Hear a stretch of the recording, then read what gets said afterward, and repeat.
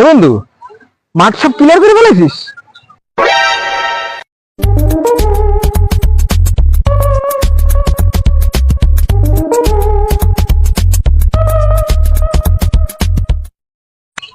এ বন্ধু, তুই নিচে বসে কি করতেছিস?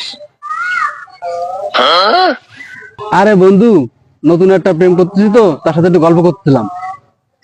তা শীতকালে এসে র্যাকেটের কোট কাটবো, তাই মাঠটা সাফ করতে হবে। তাই তুই কাজ করে দিবি না? না না না, আমি ওই মাঠটা পরিষ্কার করতে পারবো না, আমার অনেক কাজ আছে। আচ্ছা ঠিক আছে, তোর মাঠ পরিষ্কার করা লাগবে না, তুই এদিকে বসে বসে ফোনে কথা কর। আচ্ছা ঠিক আছে, তুই যা।